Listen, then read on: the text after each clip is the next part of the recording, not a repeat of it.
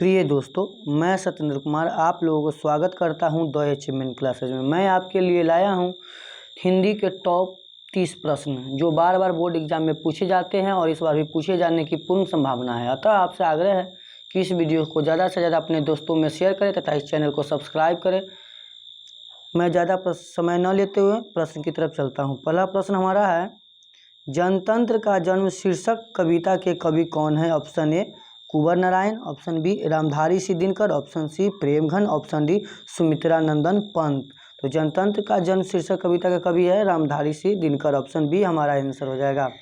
प्रश्न संख्या 2 हमारा है, दिनकर की किस युग के कवि हैं? दिनकर जी किस युग के कवि है? ऑप्शन ए प्रगतिवादी युग, ऑप्शन बी आधुनिक युग, ऑप्शन सी छायावादी युग, ऑप्शन डी प्रयोगवादी युग। तो दिनकर जी छायावादी युग के कवि है।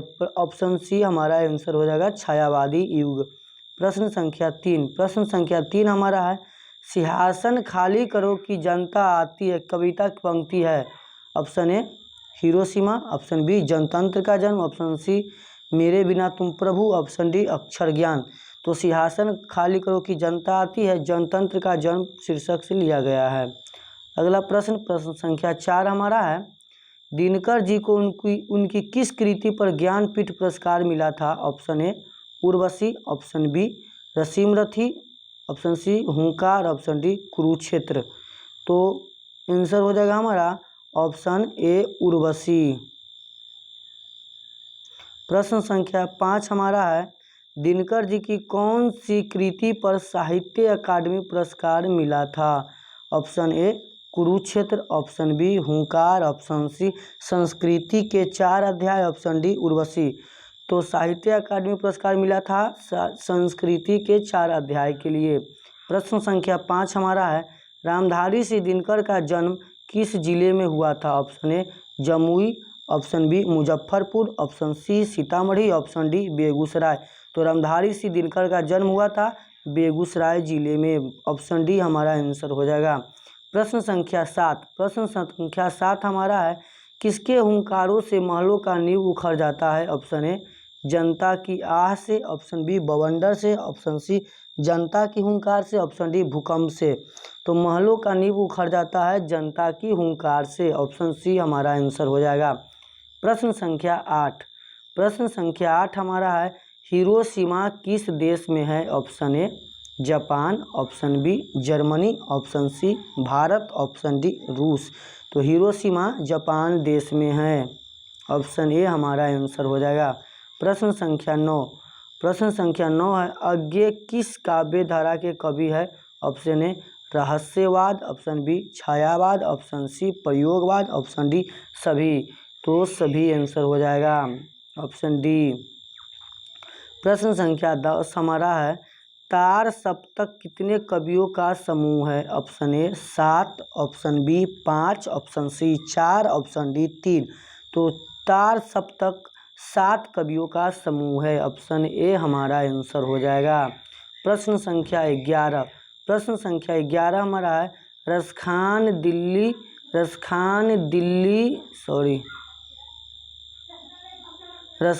दिल्ली के किस राजवंश में जन्म लिए थे? ऑप्शन ए गुलाम वंश, ऑप्शन बी पठान वंश, ऑप्शन सी लोधी वंश, ऑप्शन डी मुगल वंश। तो रसखान दिल्ली के पठान वंश में जन्म लिए थे। ऑप्शन बी हमारा आंसर हो जाएगा। प्रश्न संख्या 12 हमारा, रसखान किस मुगल बादशाह के समकालीन थे? Option A Aurangzeb, option B Shahjahan, option C Jahangir, option D Akbar. तो रसखान जहांगीर के समकालीन थे। ऑप्शन सी हमारा आंसर हो जाएगा। प्रश्न संख्या 13 हमारा है, रसखान के पुष्टि मार्ग की दीक्षा किसने दी? Option A Goswami Vitthalnath, option B Krishnadas, option C Surdas, option D Ramanand. तो इसका आंसर हो जाएगा हमारा ऑप्शन ए गोस्वामी विट्ठलनाथ। प्रश्न संख्या 14 हमारा है, सुजान सागर किसकी रचना है? Option A Surdas, option B Premghan, option C Raskhan, option D Guru Nanak. तो सुजान सागर रसखान की रचना है। ऑप्शन सी हमारा आंसर हो जाएगा। प्रश्न संख्या 15 हमारा है, हिंदी के आदि कवि हैं? ऑप्शन ए चंद्रवरदाई दाई, option B Sarahpad, option C Bihari Lal, option D Amir Khusro. तो इसका आंसर हो जाएगा हमारा ऑप्शन बी सरहपाद। प्रश्न संख्या 16, प्रश्न संख्या 16 हमारा है सवैया एवं छंद के सिद्ध कवि थे? Option A Raskhan, option B Premghan, option C Sumitranandan Pant, option D Nirala. तो इसका आंसर हो जाएगा हमारा ऑप्शन ए रसखान।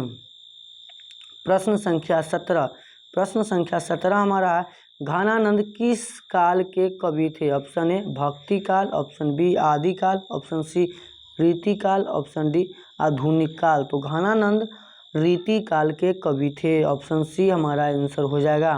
प्रश्न संख्या 18, प्रश्न संख्या 18 हमारा है घानानंद किस भाषा के कवि है? Option A Rajasthani, option B Braj, option C Awadhi, option D Bhojpuri भाषा। तो इसका आंसर हो जाएगा हमारा घानानंद ब्रज भाषा के कवि है, ऑप्शन बी। प्रश्न संख्या 19, प्रश्न संख्या 19 हमारा है घानानंद के अनुसार कौन सा मार्ग सीधा और सरल है? ऑप्शन ए क्रोध, ऑप्शन बी कपट, ऑप्शन सी प्रेम, ऑप्शन डी लालच। तो प्रेम सीधा और सरल मार्ग है, ऑप्शन सी हमारा आंसर हो जाएगा। प्रश्न संख्या 20 हमारा है स्वदेशी शीर्षक पाठ में दोहे का संकलन किस पुस्तक से लिया गया है? ऑप्शन ए प्रेम घन सर्वस्व, option B Bharat Saubhagya, option C Prayag Ramagaman, option C जिन जनपाद। तो इसका आंसर हो जाएगा हमारा प्रेम घन सर्वस्व।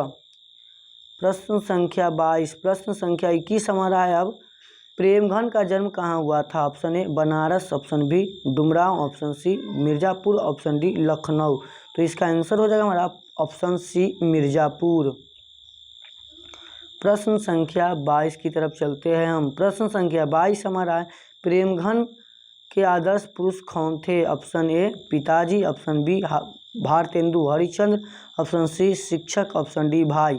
तो प्रेमघन के आदर्श पुरुष थे भारतेंदु हरिश्चंद्र, ऑप्शन बी हमारा आंसर हो जाएगा। प्रश्न संख्या 23, प्रश्न संख्या 23 हमारा है प्रेमघन के अनुसार कौन सी विद्या पढ़कर लोगों की बुद्धि विदेशी हो गई है?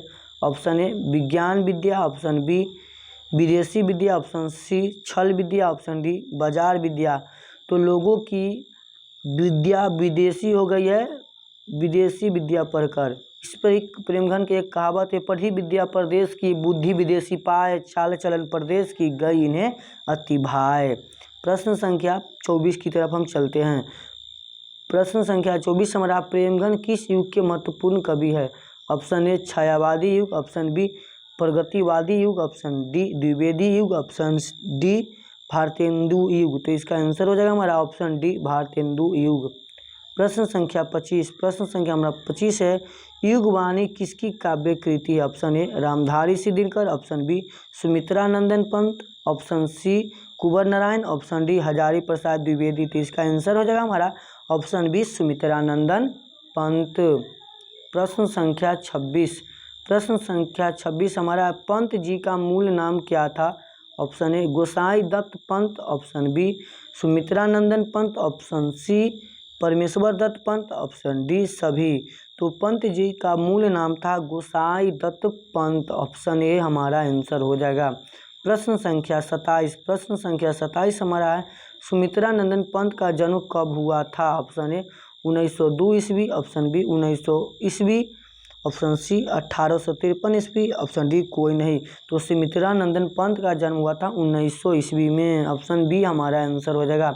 प्रश्न संख्या 28 हमारा है जनतंत्र का जन्म शीर्षक कविता के कवि कौन है? Option A Kunwar Narayan, option B Ramdhari Singh Dinkar, option C Premghan, option D Sumitranandan Pant.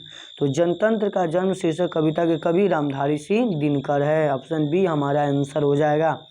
प्रश्न संख्या 29, प्रश्न संख्या 29 हमारा है सिंहासन खाली करो की जनता आती है कि कविता के पंक्ति है? ऑप्शन ए अक्षर ज्ञान, ऑप्शन बी हमारी नींद, ऑप्शन सी मेरे बिना तुम प्रभु, ऑप्शन डी जनतंत्र का जन्म। तो इसका आंसर हो जाएगा हमारा ऑप्शन डी जनतंत्र का जन्म। प्रश्न संख्या 30 हमारा है उगता हुआ सूरज किस देश को कहा जाता है? Option A Japan, option B चीन, option C Bharat, option D America. तो उगता हुआ सूरज जापान को कहा जाता है, ऑप्शन ए हमारा आंसर हो जाएगा। प्यारे दोस्तों, आपसे आग्रह है कि इस वीडियो को ज़्यादा से ज़्यादा अपने दोस्तों में शेयर करें तथा इस चैनल को सब्सक्राइब करना ना भूलें। मैं आपके लिए प्रत्येक बार ऑब्जेक्टिव तथा सब्जेक्टिव के सभी विषय के क्वेश्चन आंसर लाता रहूँगा, जो आपके बोर्ड एग्जाम में काफ़ी उपयोगी होंगे। धन्यवाद।